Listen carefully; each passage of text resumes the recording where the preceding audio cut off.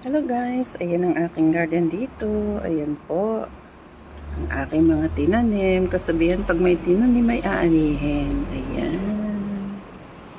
Marami na siyang bunga. Kakatuwa naman. Ang aking mga kamatis. Ayan po. May din akong sili. Ayan. Aking munting halamanan. Ayan po. Diba? Nakakatuwa. Ito yung aking tanglad. Ayan po. May kamatis pa din ako dyan. Ang ating kangkong. Ayan. Ang ating kangkong. Diyan lang yung nakatanim. Ayan po. Update ko lang. Ayan ang ating halamanan. So, ayan. Ang aking ibang mga tanim pa. Ayan pa rin ang kangkong. Nakatubog lang yan sa tubig, guys. Ayan. Paso na nilagyan ng tubig. Tapos, konting lupa lang siya. Tapos, yan po. Meron din tayong gomamela. Tapos, yan yung bonggabilya natin. Ang taas-taas na po. Pinasampay ko na yan dyan sa bakod. So, ayan. Yung dati naming garden dito na walang tanim ngayon. Saksakan ng dami ng halaman. Siksika na po yan. May tanglad pa dyan. At ewan ko kung anong tawag pa dito sa isang halaman na to. Bumubulaklak naman to. Maganda din ang bulaklak niyan eh. Tsaka hindi siya basta namamatay. Para kasi siyang luya. Ayan. Parang dilaw na luya. Pero halaman po siya, bumubulaklak yan. Ayan guys. Ating bonggabilyang mataas na po. Pinakalat ko na siya dyan sa aming sa bakod. Ayan. Mataas na siya, nasa wall na siya eh. Nakasampay na siya. At eto rin ang bonggabilya naman. Ibang variety naman to. Kumpul-kumpul yung pagka-bulaklak niya. Maganda siya pag maraming bulaklak. Yan. Bihira siyang mawalan ng bulaklak. Maganda kasi yung bonggabilya kapag may tanim ka dyan sa garden mo. Lagi yung may bulaklak kagaya nito. Nasa paso lang yan. Ano yan? Dati ko pong mga alaga ito sa mga amo ko dati na nag-alisan na sa Qatar. Na noong sila'y mag-alisan, dinala na nila dito sa akin. Kasi ako naman yung naghahalaman. At ako talaga nagtanim niyan. Pero makikita niyo malalaking sa paso na ginagamit ko. Kasi ano yan, galing niya sa amo ko na transfer nila dito sa akin. At eto nga pala, yung kamote. Ayan. Nagtanim po ako ng bago dyan.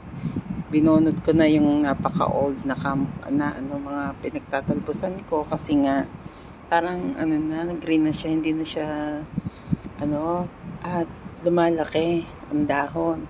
Kaya pala ganun, pwede mo na siyang harvestin at pwede mo nang makain. Mayroon pala siyang laman. So inilaga ko na po 'yun. At ipagkakapi ko. Hindi ko na rin pala siya nakunan ng picture o video kasi nga na kasi noon medyo mainit na at wala akong dalang cellphone dito sa pag-garden. So eto yung sili ko. Meron pa rin akong tanim dyan sa maliit mga paso na yan. Ewan ko lang kung magiging okay siya. Pero para namang okay naman. Kaya lang hindi siya talagang matataas. At ito, pinitas ko lang yan doon sa isang trabaho ko dati na naglipat siya ng bahay. Meron kasing sanga siya na naputol. So, iniuwi ko. Imbis na itapon, iniuwi ko na lang. So, ayan na po siya. Buhay na. Pero pang pang indoor plant po ito. Palibasa, maganda naman yung weather niya. Na lang, ang ginawa ko, dito ko siya nilagay sa labas. At hindi naman siya nalalanta. So, ayan ang aking snake plant. guys. At ito rin, tinaniman ko ng ng natatalbosan din namin kamote yan. Ayan po. Maganda naman siya. Ganda ngayon ng weather. Hangin at hindi naman po siya mainit. At ito yung ating aloe vera. Marami akong aloe vera. Ayan. Ito, katanim din siya dyan. Hindi ko alam kung anong tawag sa halaman na to. Tsaka yan po. Ito paborito ng aso, kainin ng aso ng aking kapitbahay, yung malaking aso. Tapos ito, sa Pilipinas, meron din ako nito sa garden ko. Ayan. Hindi ko lang alam kung buhay pa. So, ayan. Tapos, meron din akong cactus. Ayan, kung makikita nyo. May cactus ako sa loob ng garden ko doon na lagi nang pinupuntahan ng pusa, lagi na puputol. So, ang ginawa ko, dyan ko siya inilagay. Temporary lang. Buhayin ko muna siya kapag ka nagkaugat. Ayan. Ibang variety din po ito ng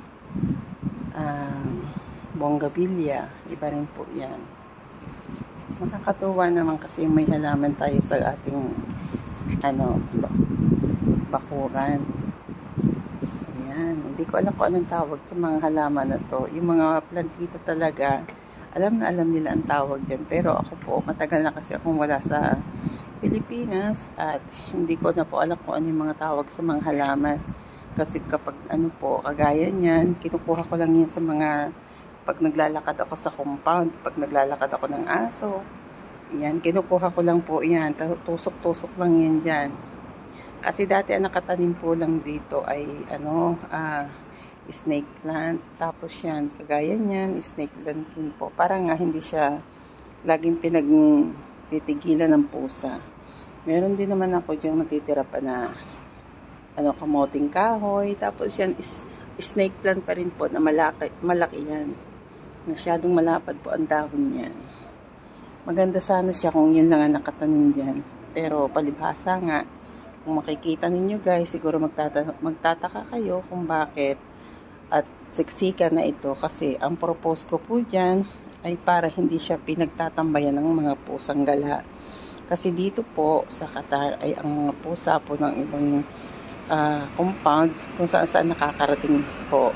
Kaya itong aming halamanan, ganyan. Pinagtitigilan na hanggat pwede silang sumiksik dyan.